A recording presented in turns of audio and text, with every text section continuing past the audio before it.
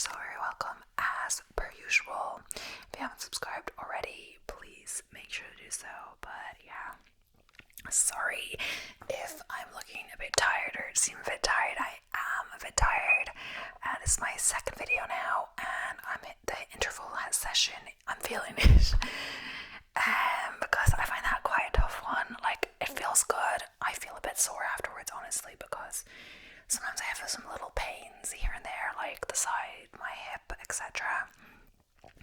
Nothing too bad. I know I'm keeping an eye on it. If it gets worse, I'll take more rest, etc. But it seems fine, and I don't know. I don't really know after what happened or not.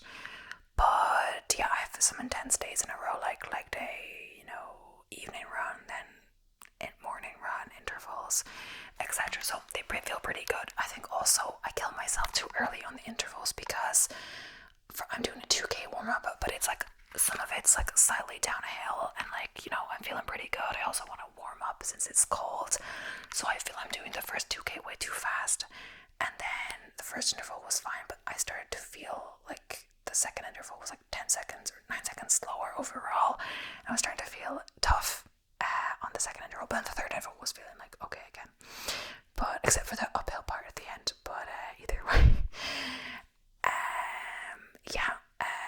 it's tough, but you gotta get it done. Because I'm doing the run club, I feel like I'm not doing my tempo runs to my full potential. But that means I think I'm going to incorporate sometime parkrun on Saturday as part of the lawn run. So, just take away that distance, the 5K, the parkrun, from the lawn run total, and do some easy running afterwards. So I used to do in the marathon block if I want to do a parkrun. So yeah, and then I just kind of go pretty easy afterwards, and then I can do like that 5K as like the tempo 5K, more like 10K pace, or even faster than 10K pace, 5K pace, PB pace, etc. But either way, today we are back with like most dangerous online challenges, fads, trends. Like the idea is kind of like fads and trends, but some of them will be like online challenges, etc. and stuff like that. So yeah, let's get into it. So challenges and dares have been around for as long as there have been bored teenagers. True.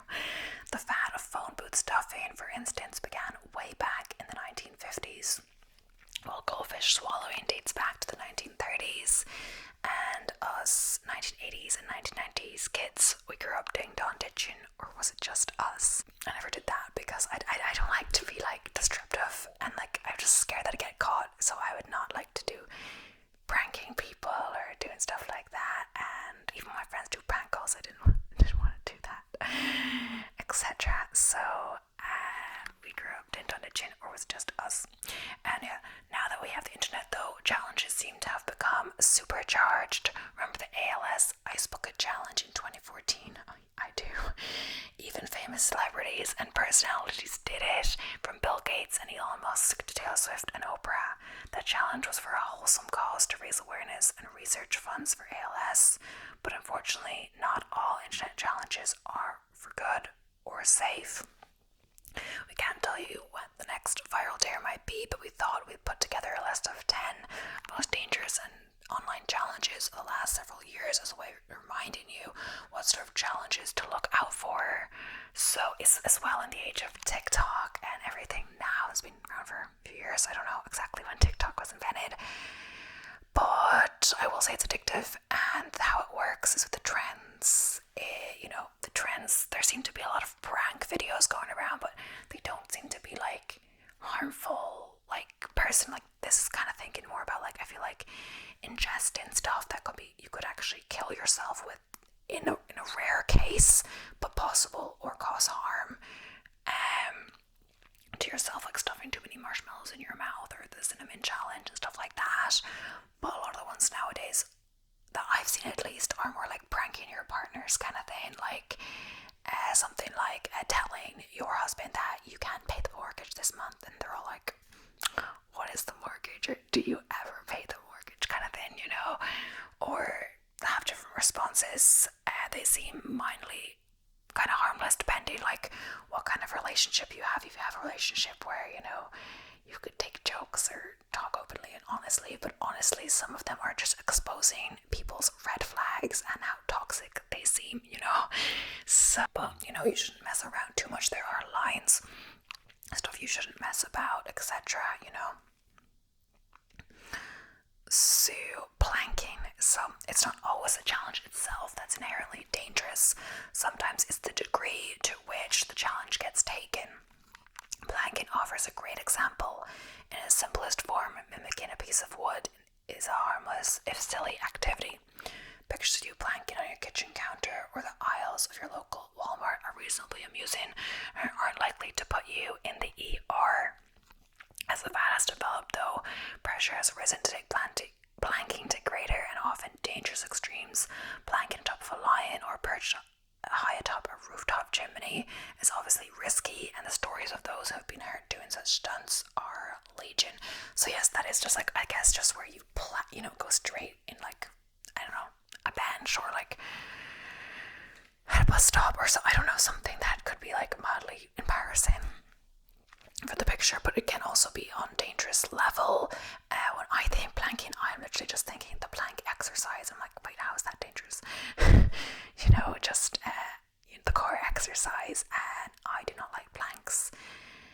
I hate side planks, honestly, but I do them sometimes. But I hate when there's like loads of them, like in a row, like one side, and then you have to do like dip up and down, or with the weights, or all of that. I don't know. It's hard. So the hot pepper challenge, but I never do it for very long, like not more than like a minute. The hot pepper challenge. This one shows up periodically in a variety of different forms. The thigh pepper challenge, the habanero challenge, the ghost pepper challenge, the Trinidad Morgua scorpion challenge. Like a lot of the other challenges on this list, the hot pepper challenge sounds deceptively reasonable. After all, we've been eating spicy food for as long as we've been eating, and challenging ourselves and one another to try hotter and hotter entrees long predates the internet. Once again, it's a matter of degree. Including those peppers in a dish you've whipped up, that's fine. You might even create something tasty, but eating peppers straight up or drinking hot sauce made with them can be dangerous. You can wind up with anything from severe stomach pains and a hole in your esophagus to so-called thunderclap, headaches, seizures, and anaphylactic shock. Sunburn art. I have never heard of that. It's like kind of self-explanatory what it exactly is, but it doesn't sound like appealing to do at all.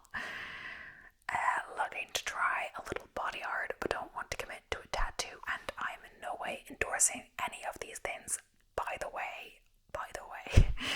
A few years ago, some creative social media users took to placing partnered objects in strategic spots on their body or sketching out images in suntan lotion and then giving themselves a sunburn.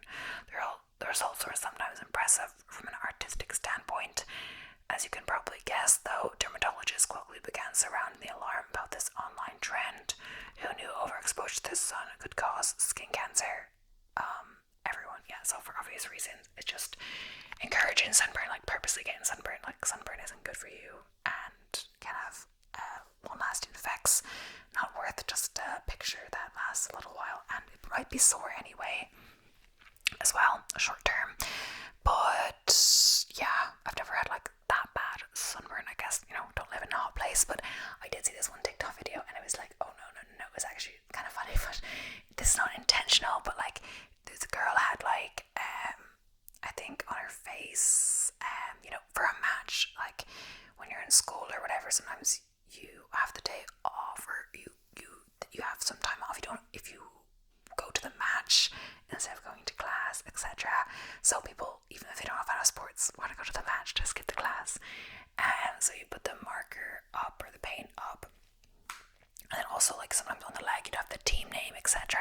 So then when she was wiping off the end of the day, she noticed like on her face that there was like 2 streaks.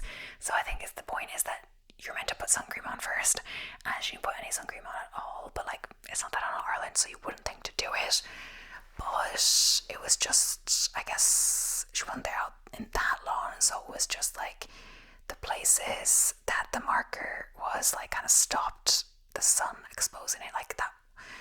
I'm not saying like you don't need sun cream if you have face paint on. I'm just saying she didn't get sunburn in those parts, so she had these like 2 streaks on her face, and then all along her leg she had like words like written out, and they were in white, like the words that she had already written out. It was like rough. Nikhil chicken. So here's a challenge that's obviously dangerous. The Nikhil chicken challenge began circulating on social media in 2022. And even the pictures should give you pause. Chicken breasts drenched in an aqua-colored liquid don't look appetizing, and it turns out inedible food is the least of the dangers associated with this dare. When you boil a liquid medication, you remove excess water, and that increases the medication's intensity. The active ingredients in Nikhil, acetaminophen, dextromethorphan, and doxylamine, can be incredibly dangerous in high dosages. In fact, even if you don't eat the chicken, you're at risk from breathing the fumes as you're cooking it. So,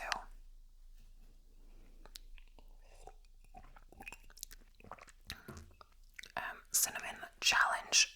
So yeah, I did do this once with a friend, and we both agreed to do it, and the friend chickened out, but they filmed me. I didn't last long. I think I literally had like a teaspoon. No, I think it was a big spoon, honestly. A big spoon of it.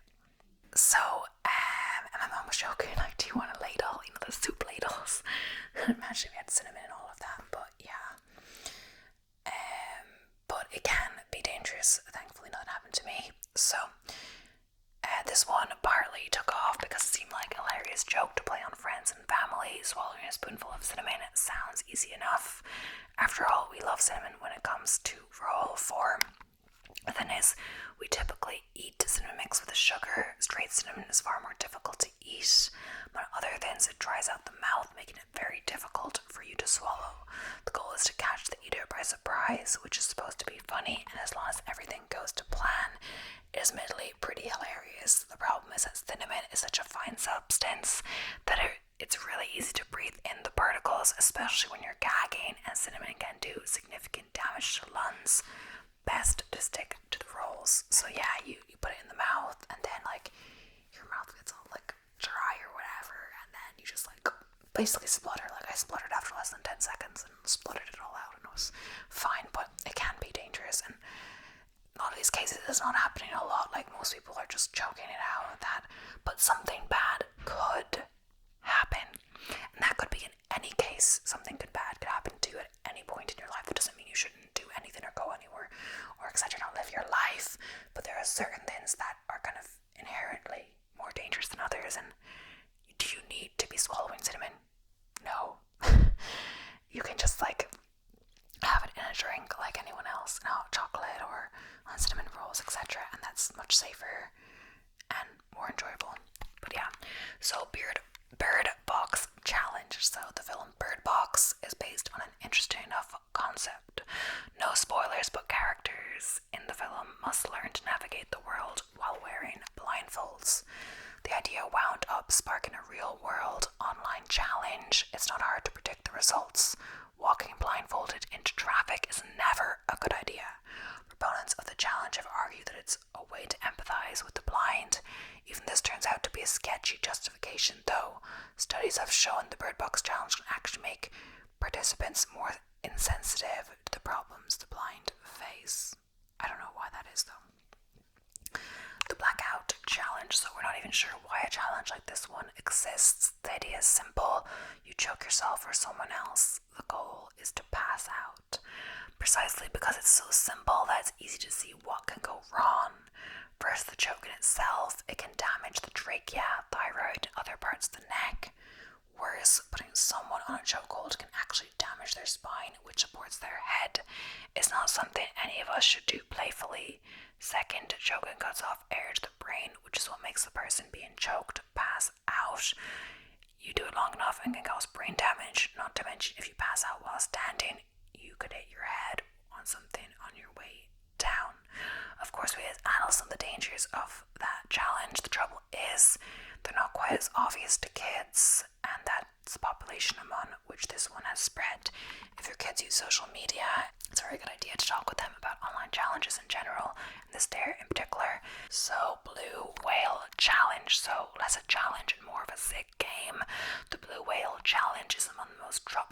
on this list. The entire challenge lasts for 50 days and at first seems reasonably innocuous. Participants are asked to complete a series of tasks, one each day. However, the tasks become increasingly degrading and then begin to involve self-harm. Ultimately, as the final task, the targets are instructed to kill themselves. Any online challenge that's actually meant to result in someone's death is obviously dangerous and despicable. Yes, that is despicable.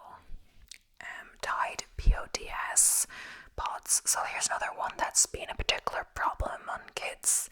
It's also another one that's based almost entirely on misinformation. Tide pods look pretty cool. They have the same bright colors you typically find in popular candies. A blue and white swirl could easily be some sort of blue raspberry and cream concoction if you bought it at the checkout of your local grocery store. Sounds delicious. You can see why kids might be susceptible to peer pressure to try eating a Tide pod. This one seems to have died down following some intense media scrutiny, but for a while it was among the most dangerous dares out there. But I'm not actually sure what Tide pods are. Oh, it's like detergent. Okay. Yeah, it's just stuff it's not meant for human consumption. It's meant for, cleaning stuff, swatting. So most of the challenges on this list involve people doing things they shouldn't, such as eating peppers and wearing blindfolds because someone dared them to. Peer pressure is powerful, especially for kids, but ultimately participants in these dares subject themselves to the potential harm. Swatting is another than entirely, since it involves subjecting others to harm, potentially serious harm. If you haven't yet come across swatting in the news, it means calling the police and reporting a dangerous situation at an unsuspected target's location. When a SWAT team arrives, the target is at least traumatized by the experience. It's easy for swatting to go even more wrong, though. If the target reacts badly and, for instance, tries to protect themselves with the weapon, they can end up injured or even dead. Yeah, that's horrible. If you have a reason to, call the police on someone like that, etc. But there's cases where someone seems to have called the police for an insignificant reason, or the SWAT team has got the wrong house or whatever, and people have actually been killed like this, like Breonna Taylor. So some trends that seriously harm people or even kill people throughout history. So, green dresses. If green is your favorite color, you'd have been in quite the pickle in the 19th century.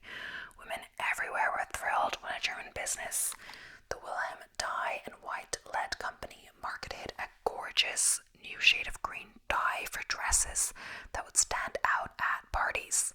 The dye quickly became so popular that not only was it used for clothing, but it also became a favorite color for wallpaper and carpeting. The only hold up to this stunning new shade of green, it achieved its sheen by being coated in arsenic, which is already a known poison. People began experiencing severe health complications due to the poison, some of which include skin lesions and kidney and liver failure. One account of complications stated as late as 1871, a lady who purchased a box of green-colored gloves at a well-known and respectable house suffered from repeated skin ulcerations around her fingernails until arsenic salts were detected. However, it wasn't only deadly for those who chose to wear the poisonous color. Matilda Scherer, a 19-year-old factory worker who was responsible for coating artificial flowers in green dye, died in a manner that terrified the general public. It was reported that she vomited green waters and the whites of her eyes turned green as well, before she eventually convulsed and passed away, an expression of great anxiety. One would generally believe that reports like this these would make the public think twice about their favorite green outfit, but that wasn't the case. Wearers believed that as long as they didn't lick the fabrics, their health wouldn't suffer. Doctors quickly figured out that the dye was harming, if not outright killing people. With the British Medical Journal reporting, well, may the fascinating wearer of it be called a killing creature.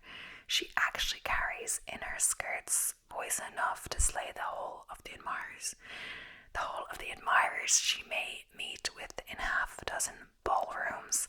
However, as is sadly still the case in modern medical situations, many individuals believe doctors were lying. It wasn't until almost the turn of the 20th century that the public health's concern outweighed their love of fashion. Despite almost a century of tragic deaths, regulations were finally put into effect in 1895, at which point the rise of synthetic dyes made the move away from arsenic much easier for larger companies. Yeah, it seems like really stupid when you think about it, but like, why, if they know it's dangerous? I guess they don't believe the doctors, etc.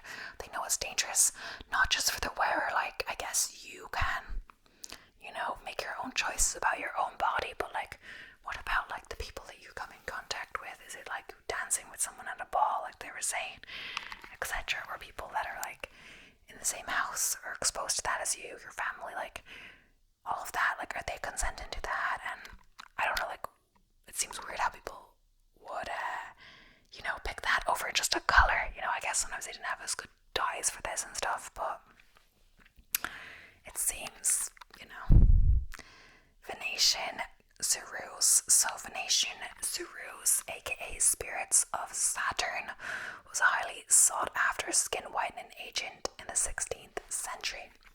The paste was used as a foundation to achieve the Elizabethan beauty standard of startling pale skin, which was viewed as an indicator of fertility and youthfulness. However, its ingredients were even more startling than the complexion it created. The ceruse was created using a combination of powdered white lead and vinegar. While the amounts of lead used in the powder were not immediately toxic, long-time heavy users of the product experienced debilitating medical conditions such as cognitive decline, loss of hair and teeth, and skin scarring and pitting. Although many believe that Queen Elizabeth I was an avid user of the ceruse, this has never been historically proven in any royal accounts. One famous death attributed to ceruse was that of 18th century Countess Maria Coventry, who died at 27 due to the effects of lead poisoning. The public deemed her passing death by vanity. So, crinolines. First introduced to Victorian England in 1850 by Empress Eugenie of France, crinolines quickly became all the rage in the fashion world. Typically made of horsehair, wool, or steel, the crinoline made it easy to achieve the desired look of full skirts. However, many women and men as well perished in the name of fashion. Most often, crinoline-related deaths were due to the underskirt's flammability. According to the Boston Daily Advertiser, such was the case for poet Henry Wadsworth, Longfellow's wife, Frances.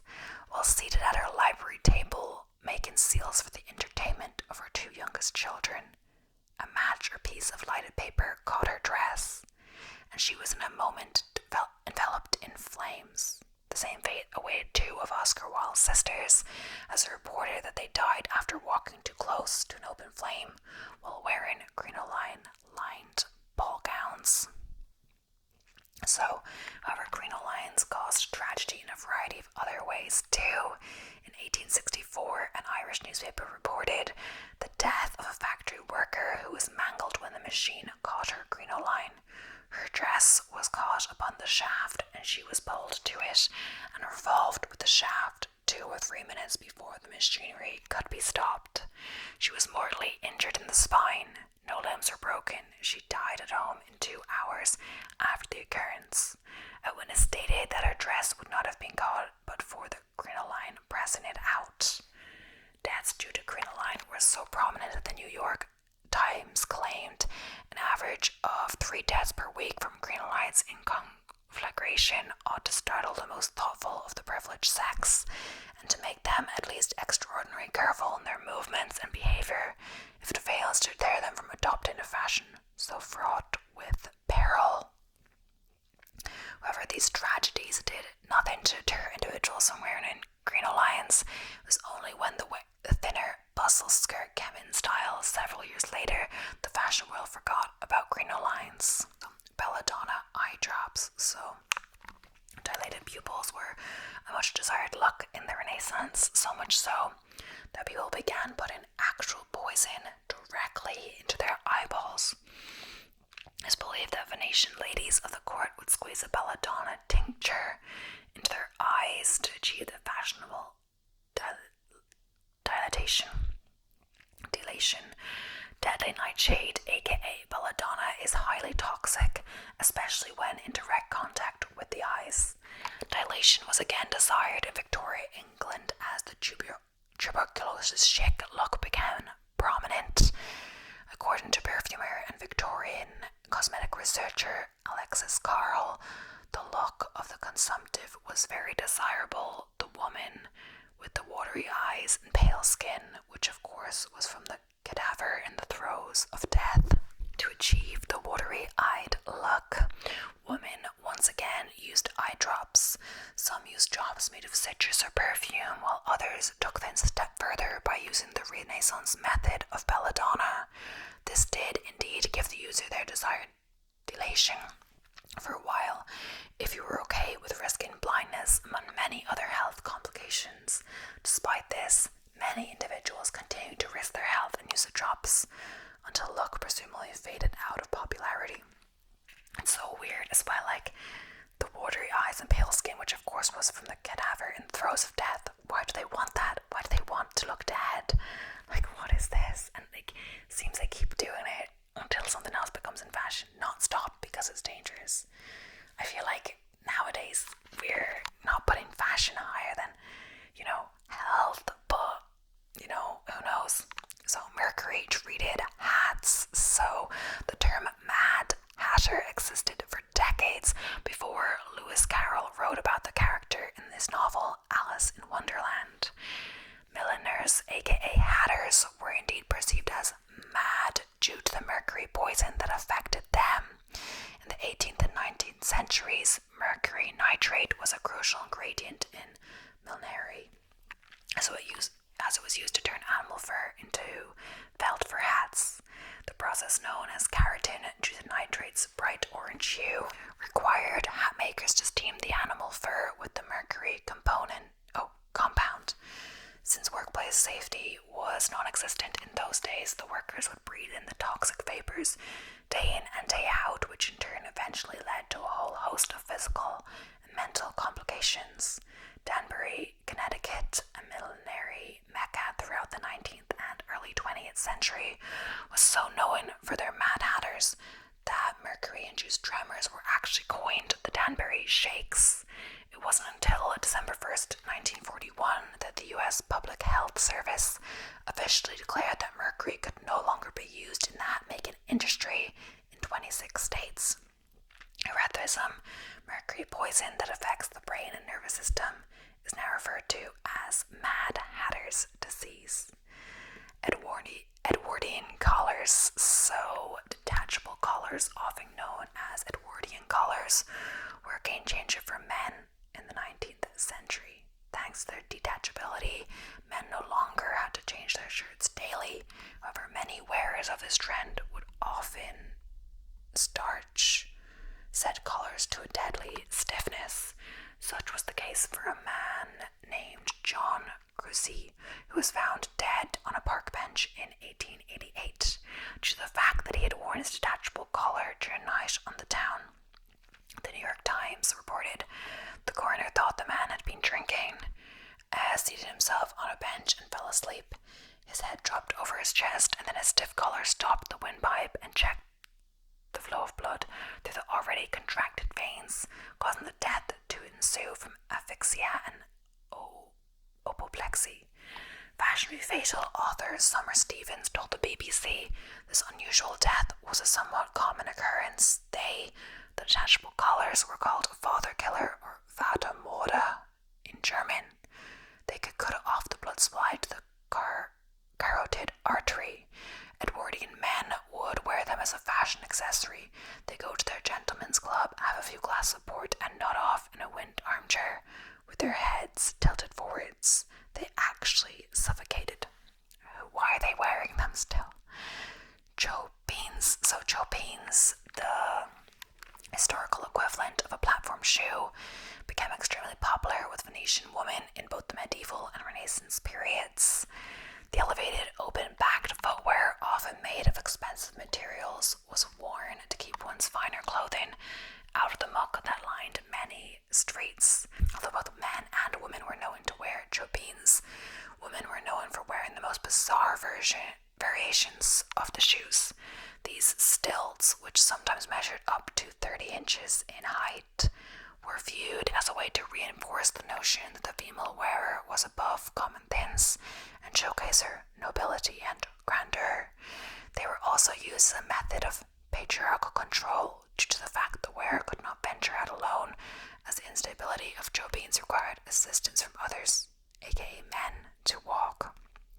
Margot Dumelo's book, Feet and Footwear, a Cultural Encyclopedia, stated that due to reports of many women falling off their chopines, as well as the cost of materials required to produce stilted footwear, Venice passed a series of sumptuary laws between the 14th and 16th. In the late 14th century, men were banned from wearing chopines. By 1430, it was decreed that chopines were restricted to staying under 3 inches in height. Although this rule was largely ignored, as demonstrated by the staggering heights the shoes continued to reach in the following centuries. So, radioactive makeup. Cashing in on the radium fad of the early 20th century, pharmacist Alexis Musali developed the Radia cosmetics containing the radioactive elements thorium and radium. It was billed as a scientific beauty product and marketed for muscle tissue, smooth wrinkles, and improve circulation. Musali brought on Albert Curie, a physician who, though by no relation, unfortunately had the same last name as Marie and Pierre Curie, to add his Curie stamp of approval to the dangerous product. However, people had not yet realized that radium was lethal, as Georgetown Associate Professor Timothy J. Jorgensen told CNN. Before people started to fear radioactivity, all they seemed to know about it was that it contained energy. There were implications that the energy would help your teeth. They put it in toothpaste and give you a glow and expression if you put it in facial cream.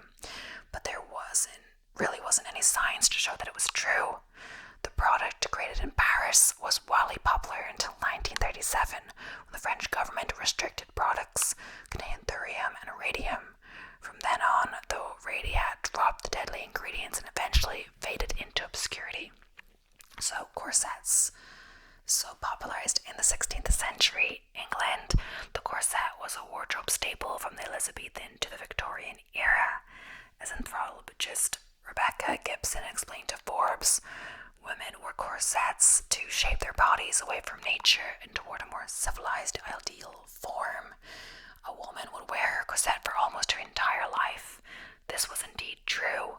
During the height of their popularity, corsets were even worn during childhood, and modified versions were available to pregnant individuals. It should be noted that corsets are not inherently dangerous, and if worn correctly, should not be uncomfortable. However, after the introduction of metal lace and eyelets in 1828, many women increased their corset tightening to new levels to achieve the hourglass ideal. With this invention, the waist could be tightened to an extremely harmful 17 inches. In fashionably fatal, Summer Strevens noted corsets caused indigestion, constipation, frequent fainting from difficulty in breathing, and even internal bleeding.